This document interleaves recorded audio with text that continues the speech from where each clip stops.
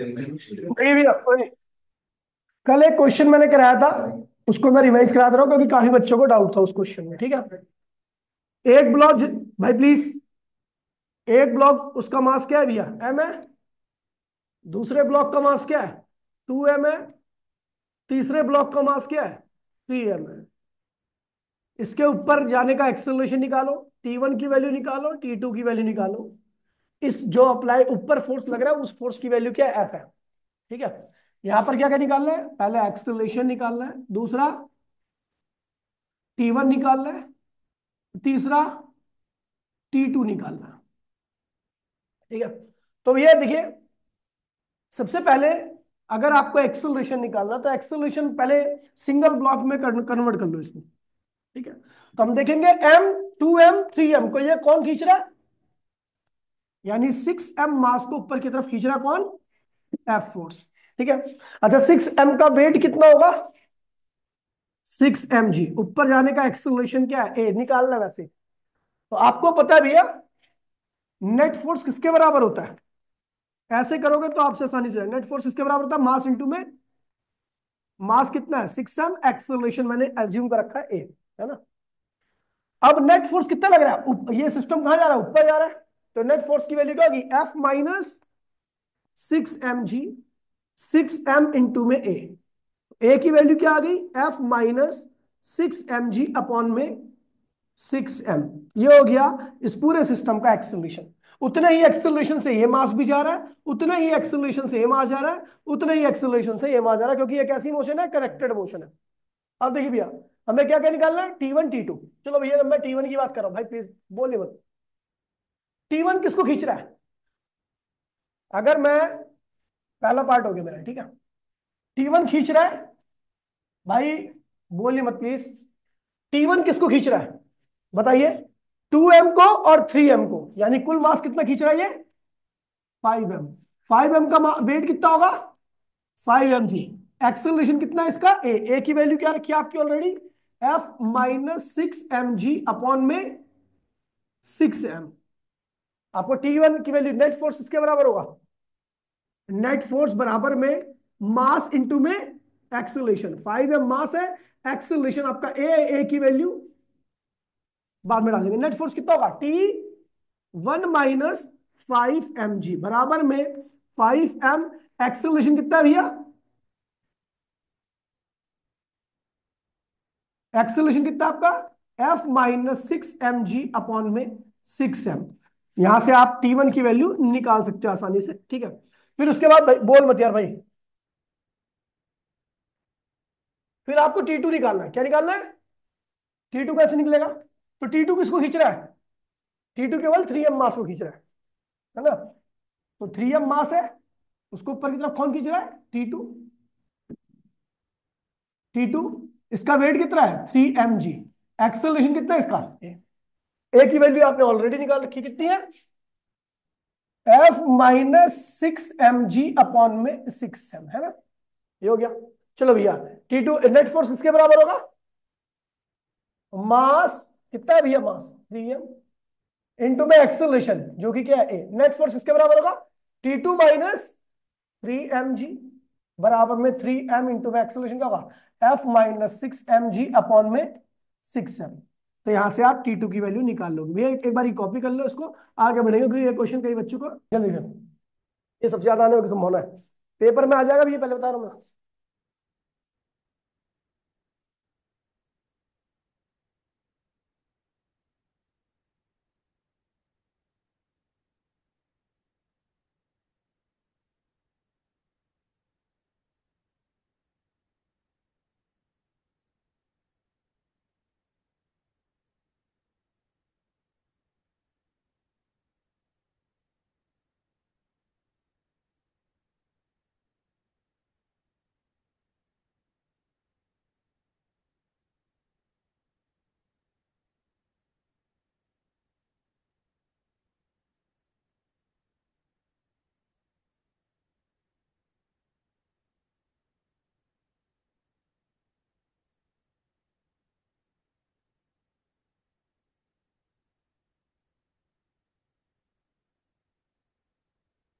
भाई बोले मत प्लीज, जल्दी से लिखिए। So that pull is easier than push. Pull is easier than push. The talking in that, no?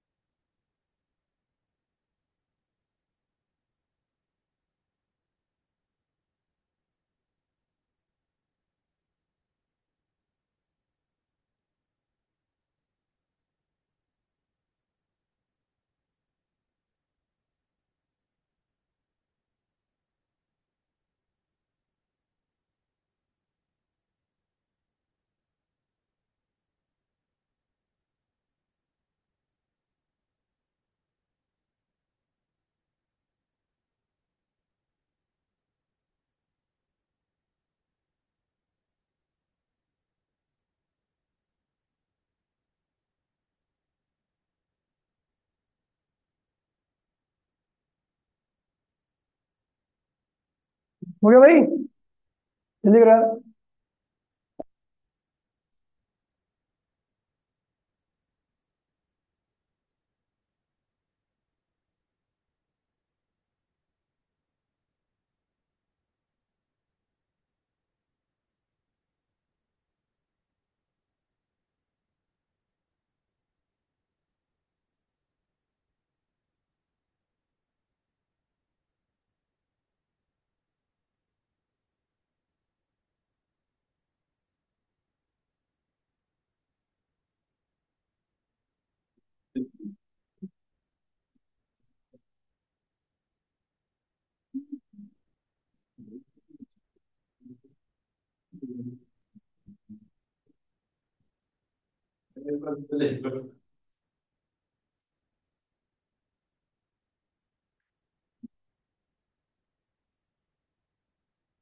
पढ़ाऊं भाई?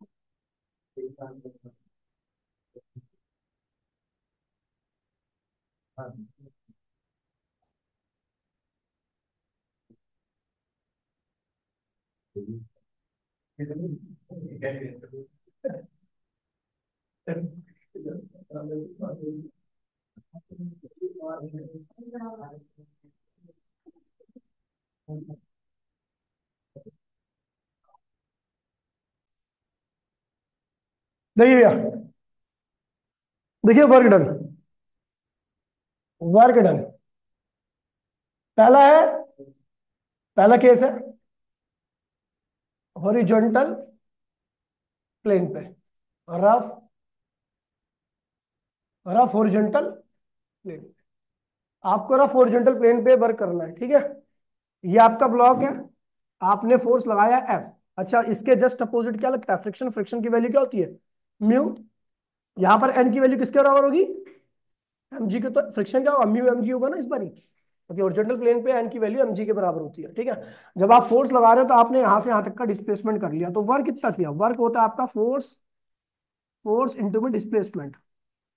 फोर्स कितना लगाया भैया आपने? तो बता दूं आपको, ये उतना ही फोर्स होगा जितना पीछे लग रहा है, नहीं greater than equals to f. F की वैल्यू क्या है? Mu mg। तो आपका जो अप्लाइड फोर्स रहेगा वो क्या होगा? म्यू mg रहेगा, है ना। और डिस्प्लेसमेंट कितना हुआ? एक्स। तो ये वर्क आ गया आपका। अच्छा, कई बार आपको बोला है कि आपका अप्लाइड फोर्स तो इतना है ना, तो एक्सेलरेशन कितना होगा? तो एक्सेलरेशन होता है अप्लाइड फोर्स अपॉन में मास ऑफ बॉडी, बॉडी का मास। तो भैया अप्लाइड फोर्स कितना है? म्यू एम जी अपॉन में एम। एम से एम कैंसिल हो गया। म्यू जी क्या होता है? Acceleration. Horizontal, rough horizontal plane पे बॉडी का जो एक्सेलरेशन होता है वो क्या होता है? म्यू जी के बराबर आता है। क्या आता है? ठीक है। दूसरा आता है इंक्लाइंड प्लेन। Inclined plane. अगर मैं इंक्लाइंड प्लेन पे वर्क करूं, अब पहला के इसमें दो केस आते हैं। अब द प्लेन, अब द, आप प्लेन के ऊपर ले आ रहे हो, ध्यान दीजिए इसमें रिजॉल्व करना आना चाहिए आपको, ठीक है। तो ये तो खैर बहुत बड़ी बात नहीं है। अब थीटा, आप ए से बी ले आ रहे हो, ठीक है, और ए से बी के बीच की दूरी कितनी है, एक्स है। कितनी है, ए से बी के बीच की दूरी क्या है, एक्स है, ठीक है। आप इस ब्लॉक को यहां पे रखा हुआ, आपको पता है ब्लॉक के परपेंडिकुलर क्या होता है, उसका कॉन्टेक्ट फोर्स। वेट कहाँ लगता है, नीचे लगता है ना। आपको यहाँ पे एक लाइन खींचनी होती है और यहाँ पर एंगल जो बनता है वही बनता है जो प्लेन का है, एम जी कॉस थीटा, और इधर क्या होगा, एम जी साइन थीटा, ठीक है। अच्छा, जब आप अप्लाइड फोर्स ऊपर लगा रहे थे, है ना, क्योंकि ऊपर ले आ रहे हो आप इसको, तो फ्रिक्शन कहाँ लगेगा, नीचे, है ना। तो अप्लाइड फोर्स की ये वैल्यू कितनी होगी, तो आपको पता भी है इसकी वैल्यू होगी f plus m g, opposite वाला, तो एफ की वैल्यू क्या होगी, mu N plus m g sine theta. तो एफ इक्वल्स में क्या होगा, म्यू एन की वैल्यू क्या होगी बेटा इस बारी, m g cos theta plus m g sine theta. तो आपका जो फोर्स आ गया वो आएगा आपका एम जी कॉमन ले लो, mu cos theta plus sine theta. समझ में आ गया भैया। अच्छा, कई बार एक्सेलरेशन पूछा जाएगा, तो एक्सेलरेशन होता है फोर्स अपॉन में बॉडी का मास, तो यहां से आ जाएगा, मतलब एम कैंसिल हो जाएगा। तो एक्सेलरेशन क्या होगा, जी ब्रैकेट में mu cos theta plus sine theta, ठीक है। अच्छा, वर्क कितना होगा, work from A to B, A to B का वर्क कितना होगा, तो वर्क होगा आपका फोर्स इंटू में डिस्प्लेसमेंट। कितना फोर्स लगाया आपने, इतना लगाया, इतना, यानी एम जी ब्रैकेट में mu cos theta plus sine theta, displacement कितना किया आपने, एक्स, ये वर्क हो गया। और वहां से आप एक्सेलरेशन भी निकाल सकते हो, ठीक है। अब आता है इसमें दूसरा केस, डाउन द प्लेन।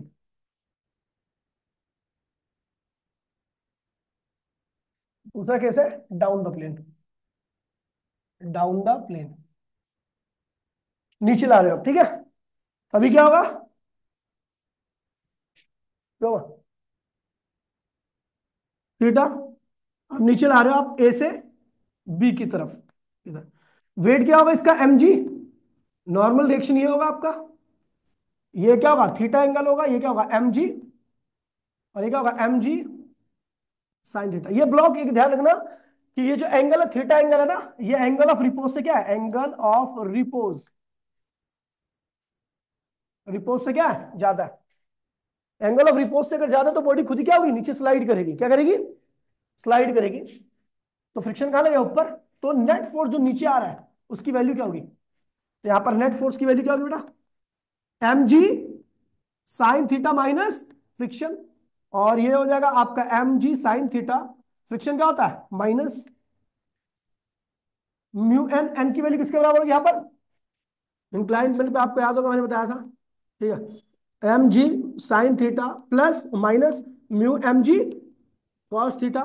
आप यहां से एम जी कॉमन ले लो, है ना, तो sign theta minus mu cos theta. और अगर आपको वर्क निकालना है ए टू बी का, है ना, तो क्या होगा, नेट फोर्स इनटू में डिस्प्लेसमेंट, ये हो गया आपका वर्क। अच्छा, एक्सेलरेशन निकालना तो क्या करोगे, net force divide by mass of body, है ना। ये हो गया आपका work up the plane, down the plane, horizontal plane, ठीक है। अब आ रहा है भैया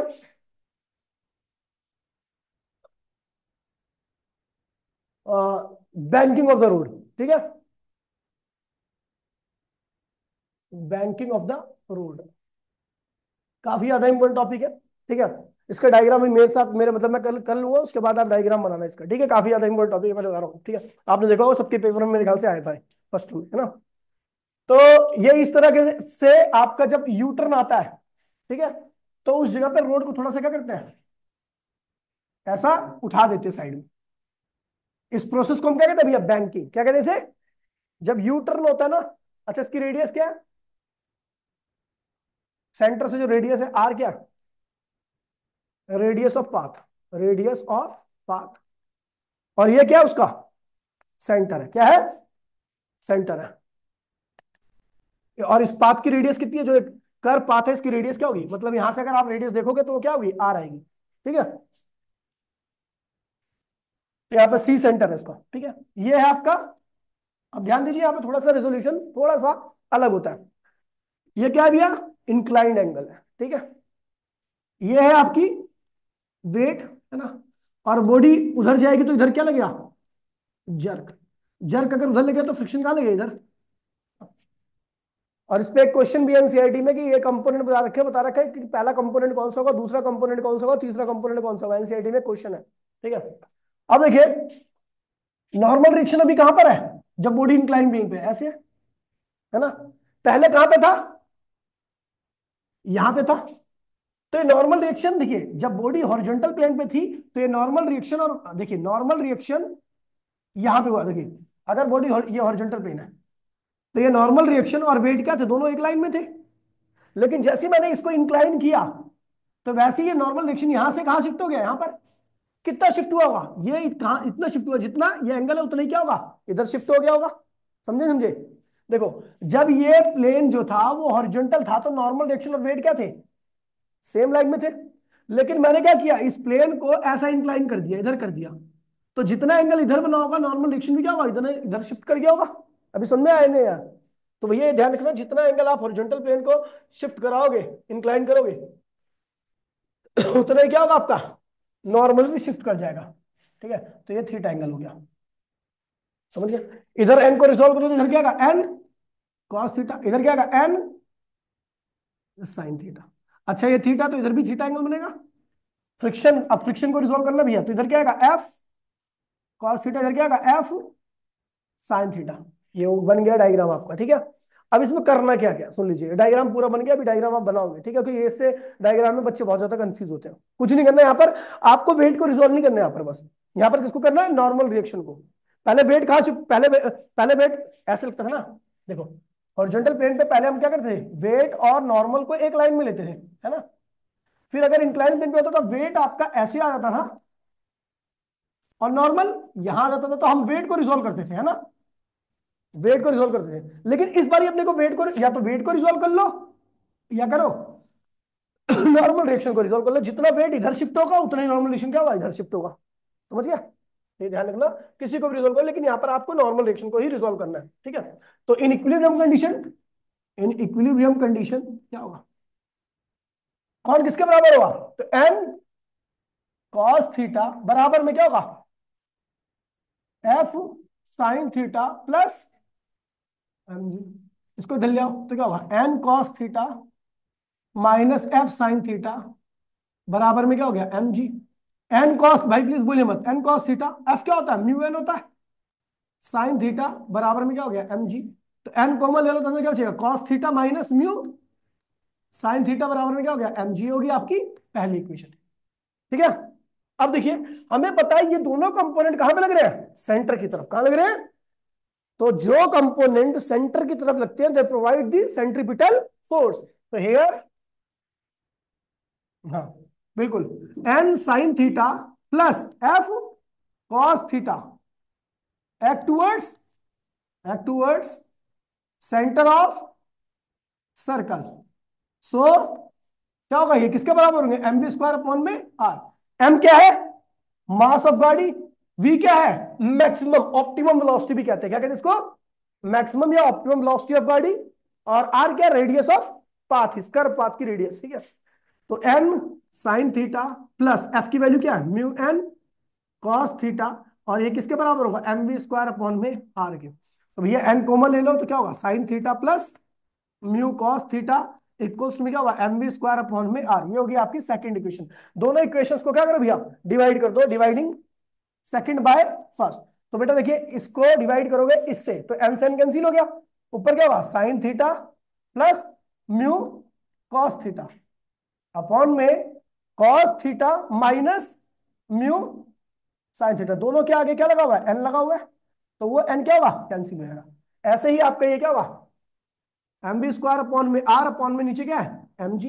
एम से एम क्या हुआ, कैंसिल हो गया, तो ये जाएगा वी स्क्वायर अपॉन में जी आर, ठीक है भैया। अब देखिए ये जी आर इधर लाओ तो ये क्या होगा, वी स्क्वायर इक्वल्स टू में जी आर क्या होगा, sine theta plus mu cos theta upon में cos theta minus mu sine theta, ठीक है।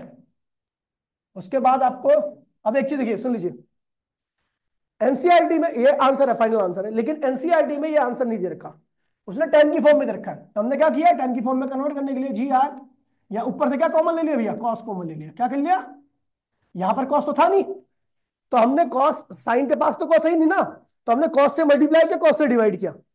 साइन में क्या किया, इस साइन में कॉस से मल्टीप्लाई किया, डिवाइड किया, मल्टीप्लाई हुआ तो कॉमन चला गया, कौन बच गया इसके साथ, डिवाइड वाला। तो भैया कॉस तो बाहर निकाल दिया, इसके नीचे क्या साइन थीटा अपॉन में कॉस थीटा प्लस म्यू, यहां पर कॉस है तो यहां पे क्या बचेगा 1। ऐसे यहां से कॉस कॉमन ले लो तो यहां पे क्या बचेगा 1 बचेगा, इधर क्या बचेगा म्यू, लेकिन यहाँ पे कॉस था ही नहीं, तो मल्टीप्लाई डिवाइड करो, तो मल्टीप्लाई वाला तो चला गया, साइन के नीचे क्या हो जाएगा डिवाइड वाला। ठीक है, कॉस से कॉस भी क्या हुआ कैंसिल हो गया। तो v की वैल्यू क्या आएगी आपकी, जी आर साइन थीटा अपॉन में कॉस थीटा क्या होता है tan theta plus mu upon में 1 माइनस म्यू टेन थीटा। ये क्या हुआ पावर, देखो टीचर पे डिपेंड करता है, अगर तेरे टीचर लेडीज है तो काट देगी, जेंट्स है जो पढ़ा लिखा है थोड़ा अच्छा खासा है, दिमाग से काम करता है, रट्टा नहीं मारता, तो सही कर देगा तेरा। उदय, उदय है क्या, उदय बेटा आ गया ना तुम्हारी जिंदगी मुहाल कर देगा बेटा, ये ध्यान रखना। उसने अपने बेटे तक को नकल नहीं करने दी थी, जबकि उस स्कूल में सेंटर था और उस स्कूल में सब कुछ था। इतना हरामी टीचर है। ठीक है, समझ गए भैया। और अब आता भैया, अगर मैं एनसीईआरटी के क्वेश्चंस की बात करूं, ठीक है भैया, तो अपने पूरे चैप्टर खत्म हो चुका है। ठीक है, एनसीईआरटी में सुन लीजिए, आपको कौन कौन से क्वेश्चन करने हैं।